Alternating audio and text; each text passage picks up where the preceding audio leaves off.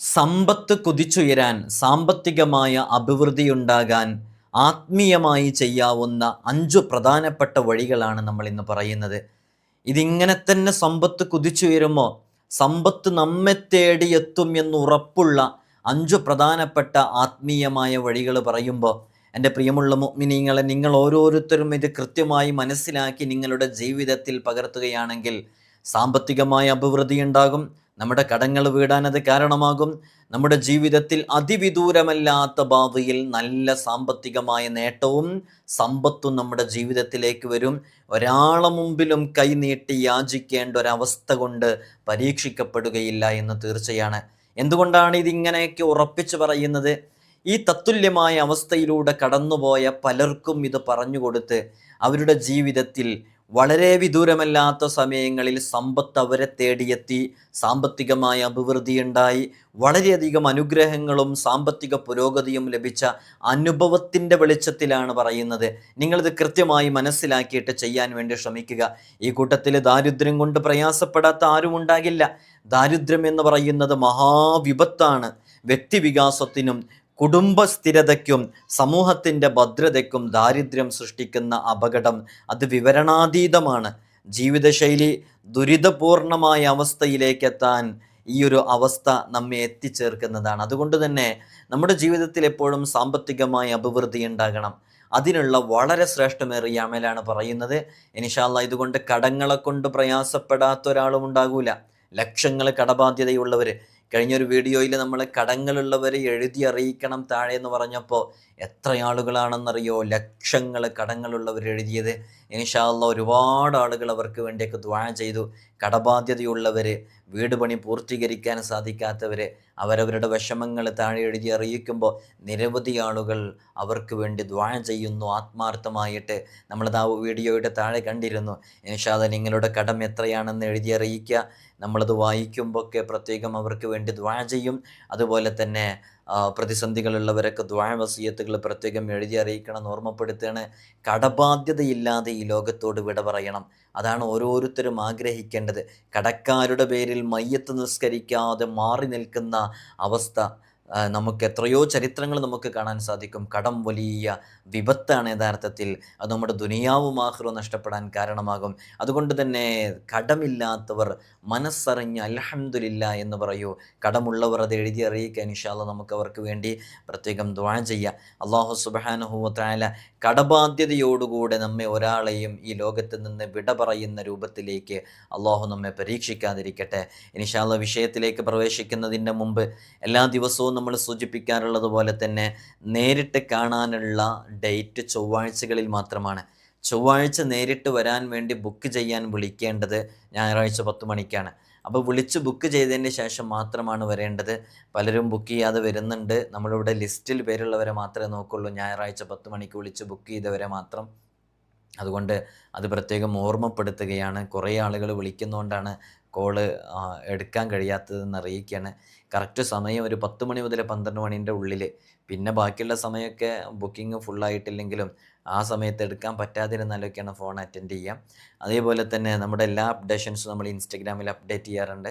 അതിൻ്റെ ID ഡിസ്ക്രിപ്ഷനിലുണ്ട്. നിങ്ങൾക്കത് click ചെയ്താൽ ശനി ഞായർ ദിവസങ്ങളിൽ എപ്പോഴാണ് കോൾ ചെയ്യേണ്ടത് തുടങ്ങിയ കാര്യങ്ങളൊക്കെ നമ്മളവിടെ അറിയിക്കും.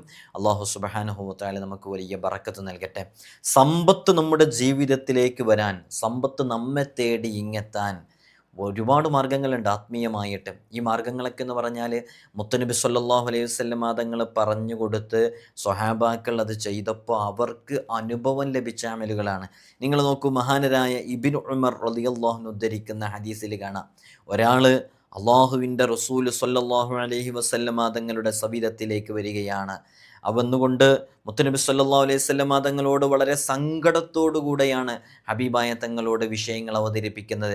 മുത്തുനബി തങ്ങളോട് പറയുകയാണ്, അള്ളാഹുവിൻ്റെ റസൂലേ, യാ റസൂലല്ലാഹ്, സാമ്പത്തികമായി വളരെ കഷ്ടപ്പെട്ടുകൊണ്ടിരിക്കുന്ന ഒരു വ്യക്തിയാണ്. മുത്തുനബി സല്ലല്ലാഹു അലൈഹി വസല്ലം തങ്ങളുടെ സമീപത്ത് വന്ന് പറയുന്നത് എന്താ? സാമ്പത്തികമായി യാ റസൂലല്ലാഹ്, ഞാൻ സാമ്പത്തികമായി അങ്ങേയറ്റം കഷ്ടപ്പെട്ടുകൊണ്ടിരിക്കുന്ന ഒരു വ്യക്തിയാണ്. ഞാൻ സമ്പത്ത് എന്നെയും വിട്ട് ഓടിക്കളയുന്നത് പോലെയാണ് എനിക്ക് തോന്നുന്നത്. നിങ്ങൾക്കും അങ്ങനെ ഫീൽ ചെയ്യുന്നുണ്ടോ? എന്നാൽ നിങ്ങളാണ് മുത്തുനബി തങ്ങളോട് ചോദിക്കുന്നത്, അല്ലേ? നിങ്ങൾ മുത്തുനബി തങ്ങളോട് ചോദിക്കുന്നത് പോലെയാണ് എന്താണ് ചെയ്യേണ്ടതെന്ന്. മുത്തുനബി സല്ലല്ലാഹു അലൈഹി വസല്ലം തങ്ങളോട് ഒരു സ്വഹാബി വര്യൻ വന്ന് പറയുന്നു, സമ്പത്ത് എന്നെയും വിട്ട് ഓടിക്കളയുന്നത് പോലെയാണ് എനിക്ക് തോന്നുന്നത്. ഞാൻ അങ്ങേയറ്റം സാമ്പത്തികമായി പ്രതിസന്ധിയിലാണ്, ബുദ്ധിമുട്ടിലാണ്. ഇത് പറഞ്ഞപ്പോൾ ഹബീബായ സല്ലല്ലാഹു അലൈഹി വസല്ലം തങ്ങൾ പറയുന്നത് എന്താ? നീ സുബ്ഹിയുടെ സമയത്ത് സുബ്ഹാനല്ലാഹി വബിഹംദിഹി സുബ്ഹാനല്ലാഹിൽ അസീം അസ്തഗ്ഫിറുല്ലാഹ് എന്നുള്ള ഈ ദിക്ർ അത് വളരെ ആത്മാർത്ഥമായിട്ട് അത് സുബ്ഹിൻ്റെ സമയത്ത് ചൊല്ലണം എന്ന് പറയുന്നു. എത്ര തവണ ചൊല്ലണം? 100 തവണ പതിവായി ഇത് ഉരുവിട്ടുകൊണ്ടിരിക്കണം. എന്നാൽ സമ്പത്ത് നിന്നെ തേടിയെത്തും. ഹബീബായ സല്ലല്ലാഹു അലൈഹി വസല്ലം തങ്ങൾ നിർദ്ദേശിച്ചു കൊടുത്ത പരിഹാരവുമായി ആ സ്വഹാബി വര്യൻ വീട്ടിലേക്ക് മടങ്ങി. നിങ്ങൾ കൃത്യമായി ഇത് കേൾക്കണം. ദിനരാത്രങ്ങൾ പലതും കഴിഞ്ഞുപോയി. ശേഷം അദ്ദേഹം വീണ്ടും മുത്തുനബി സല്ലല്ലാഹു അലൈഹി വസല്ലം തങ്ങളുടെ അടുക്കൽ വന്നിട്ട് പറഞ്ഞു, അവിടുന്ന് എന്നോട് നിർദ്ദേശിച്ചതുപോലെ ഞാനങ്ങ് പ്രവർത്തിച്ചു. അപ്പോൾ പണം എൻ്റെ മേൽ കുതിച്ചുയർന്നുകൊണ്ടിരിക്കുന്നു. അതെവിടെ വെക്കണമെന്ന് ഇപ്പോഴെനിക്ക് യാതൊരു നിശ്ചയവുമില്ല എന്ന് ആ സ്വഹാബി വര്യൻ പറയുന്നു. ഇത് അനുഭവമാണ്. ആ സ്വഹാബി വര്യൻ സാമ്പത്തികമായ അഭിവൃദ്ധിയിൽ സാമ്പത്തികമായി അങ്ങേയറ്റം പ്രതിസന്ധിയിലകപ്പെട്ട് കഴിഞ്ഞപ്പോൾ മുത്തുനബി തങ്ങളോട് പ്രതീക്ഷയോടുകൂടെ കടന്നു വന്ന് വിഷയം പരിഹരിക്കപ്പെടാൻ ആവശ്യപ്പെട്ടപ്പോൾ ഹബീബായ സല്ലല്ലാഹു അലൈഹി വസല്ലം തങ്ങൾ പറയുന്നു, സുബ്ഹാനല്ലാഹി വബിഹംദിഹി സുബ്ഹാനല്ലാഹിൽ അസീം അസ്തഗ്ഫിറുല്ലാഹ് എന്ന് 100 തവണ സുബ്ഹിയുടെ സമയത്ത് ചൊല്ലുക. സമ്പത്ത് നിന്നെ തേടിയെത്തുമെന്ന് പറയുന്നു. സ്വഹാബി വര്യൻ അത് ചെയ്യുന്നു. അള്ളാഹുവിൻ്റെ അപാരമായ ഖുദ്റത്ത് കൊണ്ട് ആ സ്വഹാബി വര്യന് സാമ്പത്തികമായ അഭിവൃദ്ധി ഉണ്ടായിട്ട് പണം ധാരാളമായി വന്നു. പണം എന്തു ചെയ്യണമെന്നറിയാത്ത അവസ്ഥയിലേക്ക് എത്തി. ഇത് സ്വഹാബിയുടെ അനുഭവമാണ്. സ്വഹാബിയുടെ പ്രശ്നം എന്താണ്? നാം അനുഭവിക്കുന്ന പ്രശ്നം ഏതാണ്? നാം അനുഭവിക്കുന്ന പ്രശ്നം സാമ്പത്തികമായ പ്രതിസന്ധി. നമ്മുടെ മക്കൾക്ക് ചെലവിന് കൊടുക്കാൻ കിട്ടുന്നില്ല, മക്കൾക്ക് ട്യൂഷൻ കൊടുക്കാൻ കിട്ടുന്നില്ല, മക്കളുടെ ചെലവിന്, നമ്മുടെ വീട്ടിലെ കാര്യങ്ങൾക്ക് വട്ടച്ചെലവിനൊന്നും കിട്ടുന്നില്ല. ഇത് കേൾക്കുന്ന എൻ്റെ പ്രിയപ്പെട്ട ഉമ്മമാരോട്, ഉപ്പമാരോട് സുബ്ഹിൻ്റെ സമയത്ത് സുബ്ഹാനല്ലാഹി വബിഹംദിഹി സുബ്ഹാനല്ലാഹിൽ അസീം അസ്തഗ്ഫിറുല്ലാഹ് എന്ന് 100 തവണ ചൊല്ലാൻ എത്ര ചെറിയ സമയമാണല്ലേ ആവശ്യമുള്ളൂ. നമുക്ക് പകർത്താം. നമുക്ക് സാമ്പത്തികമായ അഭിവൃദ്ധി ഉണ്ടാകാൻ. ഇന്ന് സമ്പത്ത് വേണം. സമ്പത്തില്ലെങ്കിൽ ജീവിതത്തിൽ ഒരു കറിവേപ്പിലയുടെ വില പോലും ഈ ദുനിയാവിലുണ്ടാകൂല. ആരും നമ്മെ കാണൂല. ഇത് സത്യമാണ് ഞാൻ പറയുന്നത്. നിങ്ങൾ ഓരോരുത്തരുടെ അനുഭവം നോക്കൂ. നമ്മുടെ ജീവിതത്തിൽ സമ്പത്തുണ്ടായപ്പോൾ നമ്മോട് ചേർന്ന് നിന്നിരുന്ന, നമ്മെ ചേർത്ത് പിടിച്ചിരുന്ന എത്രയോ ആളുകൾ ഇന്ന് നാം പാപ്പരാണെന്ന് കണ്ടപ്പോൾ ഒരു കറിവേപ്പിലയെപ്പോലെ വലിച്ചെറിയുന്ന എത്രയോ ആളുകൾ നമ്മുടെ സുഹൃത്തുക്കളിലുണ്ടാകും, കുടുംബങ്ങളിലുണ്ടാകും, കൂട്ടുകാരിലുണ്ടാകും അല്ലേ? സമ്പത്ത് ഇല്ലെങ്കിൽ ഈ ഭൂമിയിൽ, ആഖിറത്തിലേക്കൊന്നുമല്ല പറയുന്നത്, ഈ ഭൂമിയിൽ ഒരാളെ മുമ്പിലും ഒരു വില ഉണ്ടാവില്ല. അതുകൊണ്ട് സാമ്പത്തികമായ അഭിവൃദ്ധി ഉണ്ടാകണം. അതിന് അള്ളാഹുവിനോട് അങ്ങേയറ്റം ദുആ ചെയ്യണം. അതിനുള്ള ഏറ്റവും നല്ല മാർഗങ്ങളിൽപ്പെട്ട ഒരു മാർഗമാണ് ഈ പറഞ്ഞത്. നിങ്ങൾ നിങ്ങളുടെ ജീവിതത്തിൽ പകർത്തുക. ഇത് ചെയ്യുന്നവരുണ്ടെങ്കിൽ എഴുതി അറിയിക്കുക. ഇത് മുമ്പ് നമ്മൾ പറഞ്ഞിട്ടുണ്ട്. ചെയ്യുന്നവരുണ്ടെങ്കിൽ അറിയിക്കുക, ചെയ്യാൻ ഉദ്ദേശിച്ചവരത് അറിയിക്കുക. അപ്പോൾ നമുക്ക് സന്തോഷമാണ്. നമ്മൾ പറഞ്ഞ് കേട്ടിട്ട് നിങ്ങൾ ചെയ്യുന്നുണ്ടെന്ന്. അള്ളാഹു സുബ്ഹാനഹു വ തആല നമുക്ക് തൗഫീഖ് നൽകട്ടെ. ദാരിദ്ര്യം എന്നുള്ളത് ഒരു മഹാവിപത്താണ്.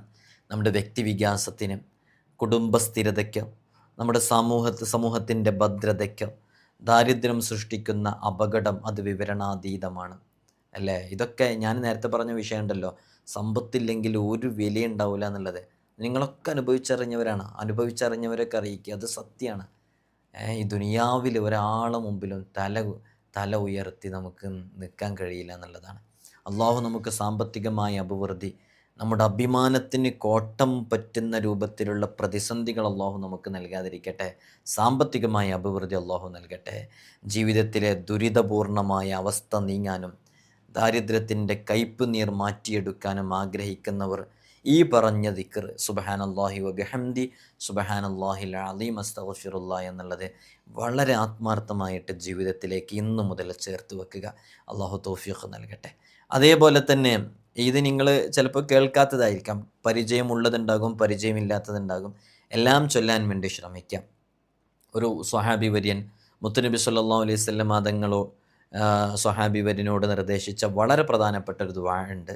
3 പ്രാവശ്യം എല്ലാ ദിവസവും രാവിലെ ഈ ദുആഇനെ പതിവാക്കിയാൽ സാമ്പത്തികമായ അഭിവൃദ്ധി ഉണ്ടാകും, സമ്പത്തിൽ വർധനവുണ്ടാകുമെന്ന് മുത്തുനബി സല്ലല്ലാഹു അലൈഹി വസല്ലം തങ്ങൾ പറഞ്ഞു പരിചയപ്പെടുത്തിയ വളരെ ശ്രേഷ്ഠമേറിയ ഒരു ദുആ ഉണ്ട്. അതേതാണെന്നറിയോ?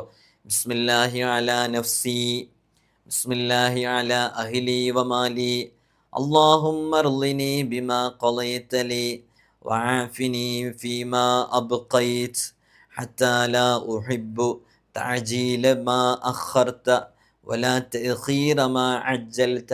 ഇതിൻ്റെയൊക്കെ കൃത്യമായ എഴുതിയത്, ഇതിൻ്റെ ഒരു ഫോട്ടോ നമ്മൾ ഇൻസ്റ്റഗ്രാമിൻ്റെ ബ്രോഡ്കാസ്റ്റ് ലിസ്റ്റിൽ ഇടുന്നുണ്ട്. അവിടെ ക്ലിക്ക് ചെയ്താൽ നിങ്ങൾക്ക് നിങ്ങളുടെ ഫോണിലേക്ക് സേവ് ചെയ്യാൻ പറ്റുന്നതാണ്. നമുക്കിവിടെ എഴുതി തയ്യാറാക്കാൻ സമയമില്ലാത്തത് കൊണ്ടാണ് ഇപ്പോൾ എഴുതി തയ്യാറാക്കാതിരുന്നത്. ഏതാണ് ദുആ? ഒരു സ്വഹാബി വര്യനോട് മുത്തുനബി സല്ലല്ലാഹു അലൈഹി വസല്ലം തങ്ങൾ പറയുന്നു, സാമ്പത്തികമായ അഭിവൃദ്ധി ഉണ്ടാകാൻ എന്താ ചെയ്യേണ്ടത്? ബിസ്മില്ലാഹി അലാ നഫ്സി, ബിസ്മില്ലാഹി അലാ അഹ്ലി വമാലി, അല്ലാഹുമ്മ അർളിനി ബിമാ ഖളൈതലി വഅഫിനി ഫീമാ അബ്ഖൈത ഹത്താ ലാ ഉഹിബ്ബു തഅജീല മാ അഖർത വലാ തഅഖീറ മാ അജ്ജൽത. വളരെ ശ്രേഷ്ഠമേറിയ ദുആ ആണ്. നിങ്ങളിത് ജീവിതത്തിൽ പകർത്തുക. അല്ലാഹു സുബ്ഹാനഹു വ തആല സമ്പത്ത് നമ്മുടെ ജീവിതത്തിലേക്ക് കൊണ്ടുവരാൻ കാരണമാകും.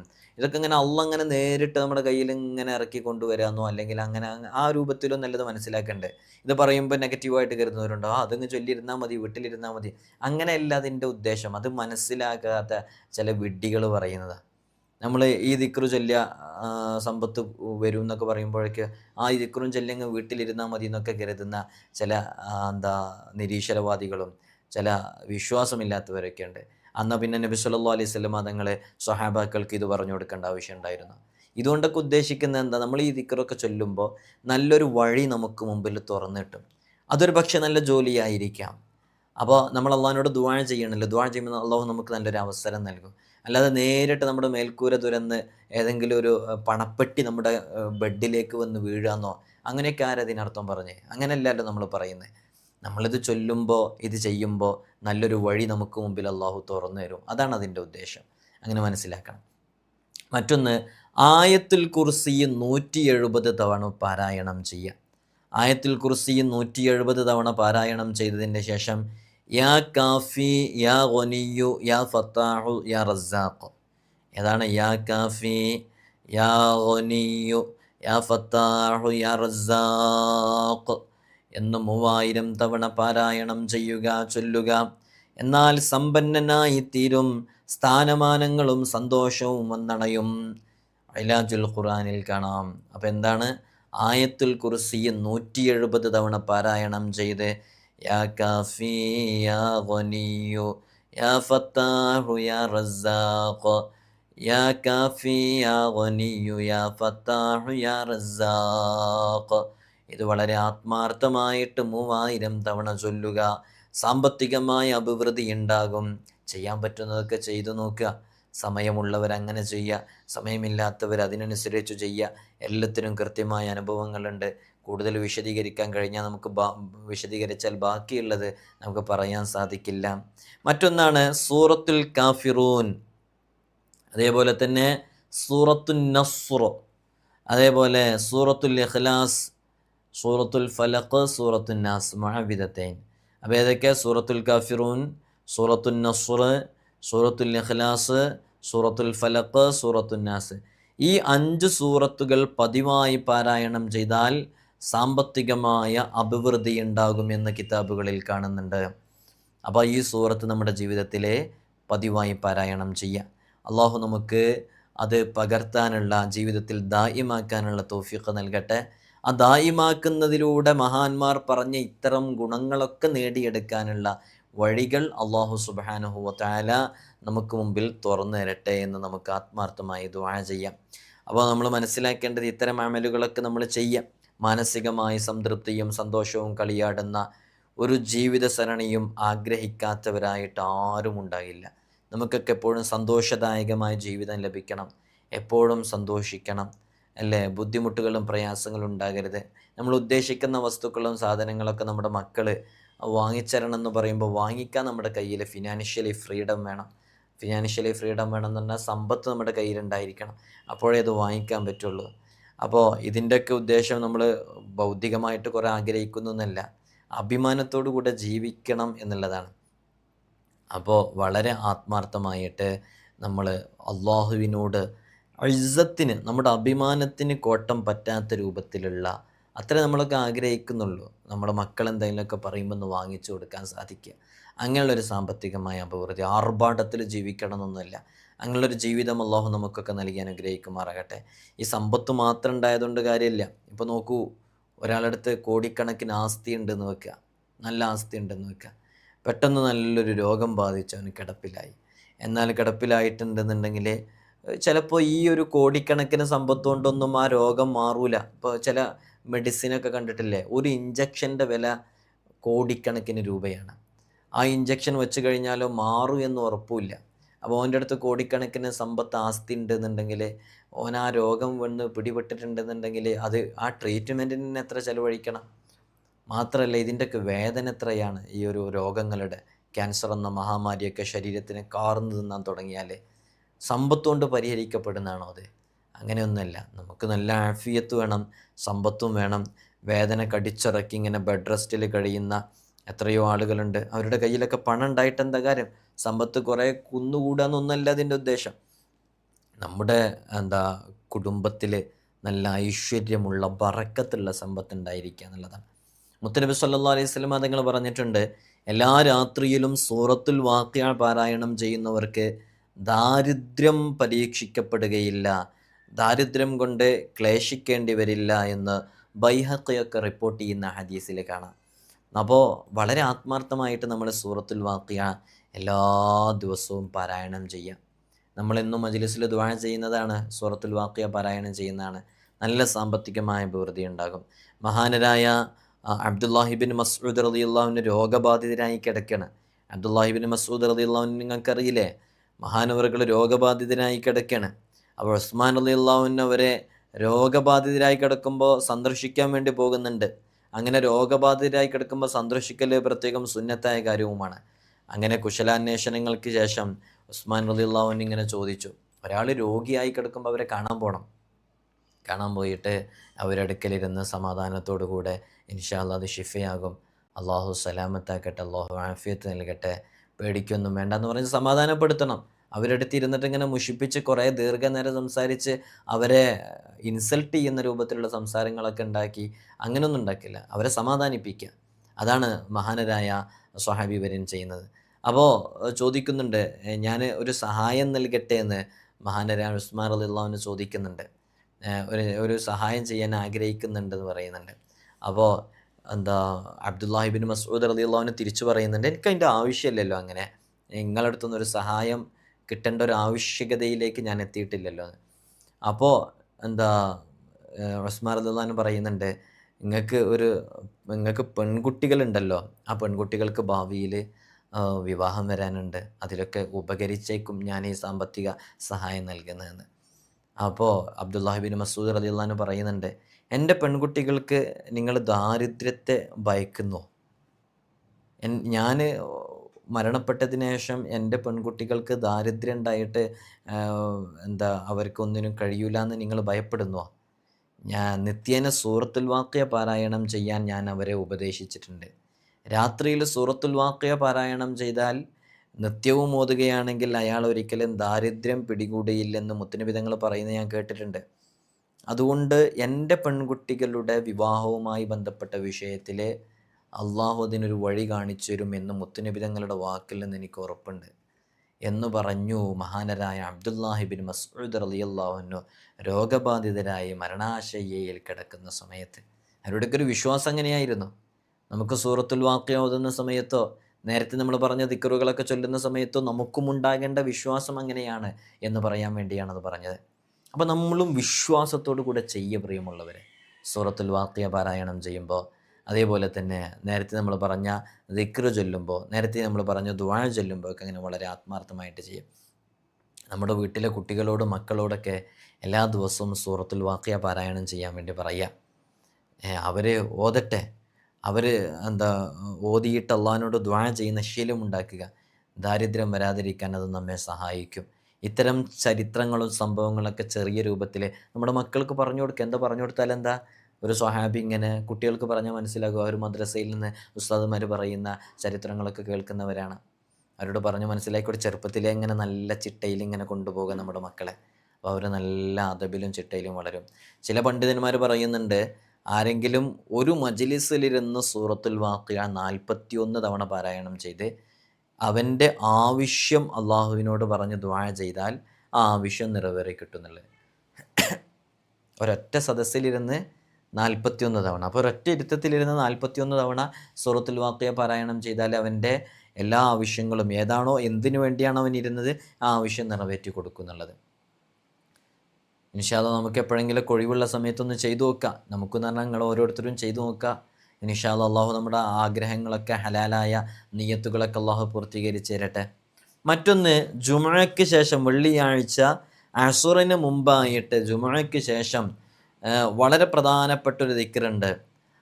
സാമ്പത്തികമായ അഭിവൃദ്ധി ഉണ്ടാകുമെന്ന് പറഞ്ഞ് മുത്തുനബി സല്ലല്ലാഹു അലൈഹി വസല്ലം തങ്ങൾ പറഞ്ഞത്, അല്ലാഹുമ്മ അഗ്നിനി ബിഫദ്ലിക അമ്മൻ സിവാക് വബിഹലാലിക അൻ ഹറാമിക് എന്ന് പറയുന്ന വളരെ ശ്രേഷ്ഠമേറിയ ഒരു ദുആ ആണ്. ഈ ദുആ ജുമുഅയ്ക്ക് ശേഷം അസ്റിൻ്റെ മുമ്പായിട്ട് ആരെങ്കിലും ഇത് ചൊല്ലുകയാണെങ്കിൽ അവർക്ക് സാമ്പത്തികമായ അഭിവൃദ്ധി ഉണ്ടാകും. മഹാനരായ അനസ് റളിയല്ലാഹു അൻഹു പറഞ്ഞിട്ടുണ്ട്.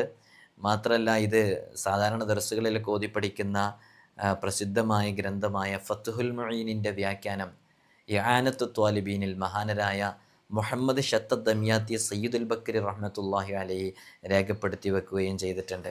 എന്താ അതിൻ്റെ അർത്ഥം? അല്ലാഹുമ്മ അഗ്നിനി ബിഫദ്ലിക അമ്മൻ സിവാക് വബിഹലാലിക അൻ ഹറാമിക്. എന്താണ്? അല്ലാഹുവേ, നിൻ്റെ ഫദ്ല് കൊണ്ട്, നീയല്ലാത്തവരിൽ നിന്ന്, നിൻ്റെ ഹലാല് കൊണ്ട്, നീ നിഷിദ്ധമാക്കിയ കാര്യങ്ങളിൽ നിന്നും എന്നെ നീ ഐശ്വര്യവാനാക്കണമേ എന്നാണ് ഇതിൻ്റെ അർത്ഥം. അനസ് റളിയല്ലാഹു അൻഹു നിവേദനം ചെയ്യുന്നതിൽ നബി സല്ലല്ലാഹു അലൈഹി വസല്ലം തങ്ങൾ ആരെങ്കിലും ജുമുഅ ദിവസം 70 തവണ എന്ന് പറഞ്ഞിട്ടുണ്ട്. അവിടെയുള്ള റിപ്പോർട്ടിൽ ഇങ്ങനെയാണുള്ളത്, അല്ലാഹുമ്മ അഗ്നിനി ബി ഹലാലിക അൻ ഹറാമിക വബിഫദ്ലിക അമ്മൻ സിവാക് എന്നാണ് അതിൽ കാണുന്നത്. രണ്ട് രൂപത്തിൽ നമുക്ക് ദുആ ചെയ്യാം. ഇത് തുർമുദി റിപ്പോർട്ട് ചെയ്യുന്ന ഹദീസിലുണ്ട്. നമ്മളിത് പലവരും മുമ്പ് വിശദീകരിച്ചതുമാണ്. സാമ്പത്തികമായ അഭിവൃദ്ധി ഉണ്ടാകാൻ നമ്മുടെ ജീവിതത്തിലേക്ക് ഇതിനെ കൊണ്ടുവരാം. അള്ളാഹു നമുക്ക് തൗഫീഖ് നൽകി അനുഗ്രഹിക്കുമാറാകട്ടെ. മറ്റൊരു റിപ്പോർട്ടിൽ അലിയാർ തങ്ങളിൽ നിവേദനം ചെയ്യുന്നുണ്ട്. നബി സല്ലല്ലാഹു അലൈഹി വസല്ലം തങ്ങൾ പറയുന്നു, അലിയാർ തങ്ങളെ വിളിച്ചു പറയണം, ചില കലിമത്തുകൾ ഞാൻ പഠിപ്പിച്ചു തരാം. ആ കലിമത്തുകൾ ജുമുഅ ദിവസം 70 തവണയും എല്ലാ നിസ്കാരങ്ങൾക്ക് ശേഷം 7 തവണയും ഒരു വിടലിനെ പതിവാക്കിയാൽ ഉഹുദ് പർവ്വതത്തോളം സമാനമായ കടബാധ്യതകൾ ഉണ്ടെങ്കിലും ആ കടങ്ങൾ അള്ളാഹു വീട്ടിത്തരും എന്ന് പറഞ്ഞു പരിചയപ്പെടുത്തിയതാണ്. അങ്ങനെ പറഞ്ഞു പരിചയപ്പെടുത്തിയ ആ ദുആഉം ഈ ദുആയാണ്. ഏത് ദുആ? അല്ലാഹുമ്മ അഗ്നിനി ബിഹലാലിക അൻ ഹറാമിക വബിഫദ്ലിക അമ്മൻ സിവാക്. എന്താണ് പറഞ്ഞത്? ജുമുഅ ദിവസം അസ്റിൻ്റെ മുമ്പായിട്ട് 70 തവണ അല്ലാഹുമ്മ അഗ്നിനി ബിഹലാലിക അൻ ഹറാമിക വബിഫദ്ലിക അമ്മൻ സിവാക് എന്ന് 70 തവണ, എല്ലാ നിസ്കാരങ്ങൾക്ക് ശേഷം 7 തവണ അല്ലാഹുമ്മ അഗ്നിനി ബിഫദ്ലിക അൻ ഹറാമിക വബിഫദ്ലിക അമ്മൻ സിവാക് എന്നുള്ളത് 7 തവണയും ചൊല്ലുക. പർവ്വത സമാനമായ കടങ്ങളുണ്ടെങ്കിലും അത് വീടിക്കിട്ടാനുള്ള വഴി തുറന്നു കിട്ടുമെന്നുള്ളതാണ്. അല്ലാഹു സുബ്ഹാനഹു വ തആല നമുക്ക് തൗഫീഖ് നൽകി അനുഗ്രഹിക്കുമാറാകട്ടെ. ആയിഷ റളിയല്ലാഹു അൻഹ പറയുന്നുണ്ട്, എൻ്റെ പിതാവ് എന്നോട് ചോദിച്ചു, നബി സല്ലല്ലാഹു അലൈഹി വസല്ലം തങ്ങൾ എനിക്ക് പഠിപ്പിച്ചു തരികയും ഈസാ നബി അലൈഹി സ്വലാത്തു വസ്സലാം ഹവാരിയങ്ങൾക്ക് പഠിപ്പിച്ചു കൊടുക്കുകയും ചെയ്തൊരു ദുആ അത് ഞാൻ പഠിപ്പിച്ചു തരട്ടെയോ എന്ന്. ഉഹുദ് പർവ്വതത്തോളം സമാനമായ കടബാധ്യതകളുണ്ടെങ്കിലും ആ ദുആഇന് ഉരുവിട്ടാൽ കടങ്ങളെ വീട്ടിക്കിട്ടും. ഏതാണെന്ന് ചോദിച്ചപ്പോൾ ആ ഒരു ദുആ പറഞ്ഞത് നമുക്കൊക്കെ അറിയാം. അല്ലാഹുമ്മ ഫാരിജൽ ഹമ്മ കാശിഫൽ ഗമ്മ മുജീബ ദഅവത്തിൽ മുൽത്തറീൻ റഹ്മാനദ് ദുനിയാ വൽ ആഖിറ വറഹീമഹുമാ അൻത തർഹമുനി ഫർഹംനി റഹ്മത്തൻ തുഗ്നീനി ബിഹാ അമ്മൻ സിവാക്. വളരെ ശ്രേഷ്ഠമേറിയതാണ്. ഇത് കാണാതെ അറിയുന്നവരുണ്ടാവും ഈ കൂട്ടത്തിൽ. നമ്മൾ മുമ്പ് പലവരും പറഞ്ഞ ദുആയും കൂടിയാണ്. ഏതാണ്? അല്ലാഹുമ്മ ഫാരിജൽ ഹമ്മ കാശിഫൽ ഗമ്മ മുജീബ ദഅവത്തിൽ മുൽത്തറീൻ റഹ്മാനദ് ദുനിയാ വൽ ആഖിറ വറഹിമഹുമാ അൻത തർഹമുനി ഫർഹംനി റഹ്മതൻ തുഗ്നീനി ബിഹാ അമ്മൻ സിവാക്. അള്ളാഹു നമുക്ക് പതിവാക്കാനും പകർത്താനുമുള്ള തൗഫീഖ് നൽകി അനുഗ്രഹിക്കുമാറാകട്ടെ. ഇനിയുമുണ്ട് കടവുമായി ബന്ധപ്പെട്ട് സാമ്പത്തിക അഭിവൃദ്ധി ഉണ്ടാകാൻ മുത്തുനബി സല്ലല്ലാഹു അലൈഹി വസല്ലമ തങ്ങളെ പഠിപ്പിച്ച വളരെ പ്രധാനപ്പെട്ട ദുആകൾ ഇനിയുമുണ്ട്. ഇൻഷാ അല്ലാഹ് ഞാനതൊന്നും ഇപ്പോൾ വിശദീകരിക്കുന്നില്ല, സമയം നമുക്ക് കുറവുണ്ട്. വളരെ പ്രധാനപ്പെട്ട ചില ദുആകൾ കൂടെയുണ്ട്. ഇൻഷാ അല്ലാഹ് മറ്റൊരവസരത്തിൽ അത് ഉൾപ്പെടുത്താം എന്ന് ഓർമ്മപ്പെടുത്തുകയാണ്. അല്ലാഹു സുബ്ഹാനഹു വ തആല ഇതിന് താഴെ ഒരുപാട് ആളുകൾ പല വിഷമങ്ങളും പ്രയാസങ്ങളും ബുദ്ധിമുട്ടുകളൊക്കെ പറഞ്ഞ് എഴുതി അറിയിക്കുന്നുണ്ട്. ഇതൊക്കെ നിങ്ങൾ വായിക്കുന്നവരാണ്. വായിക്കുന്ന സമയത്ത് മനസ്സറിഞ്ഞൊന്ന് ദുആ ചെയ്തു കൊടുക്കുക. ഒരു ദുആ കിട്ടുക എന്നുള്ളത് മറ്റൊരുത്തന് വേണ്ടി അഭാവത്തിൽ സാന്നിധ്യത്തിലില്ലാത്ത സമയത്ത് ചെയ്യുന്ന ദുആ അത് സ്വീകരിക്കപ്പെടും. അപരൻ്റെ വിഷമത്തിൽ നാം അവരോടുകൂടെ പങ്കാളിയാകുമ്പോൾ, അവരെ സഹായിച്ചു കൊണ്ടിരിക്കുമ്പോൾ, അവരുടെ കാര്യത്തിൽ ദുആ ചെയ്ത് അവരെ സഹായിച്ചു കൊണ്ടിരിക്കുമ്പോൾ അള്ളാഹു നമ്മെ സഹായിക്കും മറ്റുള്ളവൻ്റെ വിഷയത്തിൽ ഇടപെട്ടുകൊണ്ടിരിക്കുമ്പോൾ എന്നുള്ള ഹദീസ് നമുക്കൊക്കെ അറിയാവുന്നതാണ്. മറ്റുള്ളവർക്ക് വേണ്ടി ദുആ ചെയ്തു കൊടുക്കുക. എത്രയോ ആളുകൾ ഇതിലിപ്പോൾ അവരവരുടെ കടങ്ങളുടെ എണ്ണം എഴുതി അറിയിക്കുന്നുണ്ട്. ലക്ഷങ്ങൾ കടബാധ്യതയുള്ളവർ, 60ഉം 70ഉം 1 കോടിയൊക്കെ കടമുള്ള ആളുകൾ. അള്ളാഹു കടങ്ങളൊക്കെ വീട്ടാനുള്ള ഖൈറിൻ്റെ വാതായനങ്ങൾ റബ്ബ് സുബ്ഹാനഹു വ തആല നമുക്കൊക്കെ തുറന്നു തരട്ടെ. കടബാധ്യതയോടുകൂടെ മരണപ്പെടുന്നവരിൽ നമ്മയൊക്കെ ഉൾപ്പെടുത്താതിരിക്കട്ടെ. മരണം ഖൈറാകുന്ന സമയം ഈമാൻ സലാമത്തായ ഖൽബ് ലംഘി അള്ളാഹുവിലേക്ക് സ്വാലിഹീങ്ങളൊക്കെ അടുത്തതുപോലെ ഒരു വെള്ളിയാഴ്ച രാവിലോ പകലിലോ വുളുവോടുകൂടെ സുജൂദിലായിട്ട് നല്ല സമയത്ത് നല്ല പ്രവർത്തനവുമായി ബന്ധപ്പെട്ടിരിക്കുമ്പോൾ നമ്മുടെ റൂഹിനെ പിടിക്കാനുള്ള ഒരു തൗഫീഖ്, പിടിക്കപ്പെടാനുള്ള തൗഫീഖ് അള്ളാഹു നമുക്കൊക്കെ നൽകി അനുഗ്രഹിക്കുമാറാകട്ടെ. ഈമാൻ കിട്ടാതെ ചത്തുപോകുന്ന ഹതഭാഗ്യരിൽ അള്ളാഹു നമ്മയൊക്കെ പെടുത്താതിരിക്കട്ടെ എന്ന് നമുക്ക് വളരെ ആത്മാർത്ഥമായി ദുആ ചെയ്യാം. ഇൻഷാ അല്ലാഹ് അള്ളാഹു നമ്മെ എല്ലാ വിഷയങ്ങളിലും നമുക്ക് സലാമത്ത് നൽകട്ടെ. എല്ലാവരും ദുആ ചെയ്യണം. അസ്സലാമു അലൈക്കും വറഹ്മത്തുള്ളാഹി.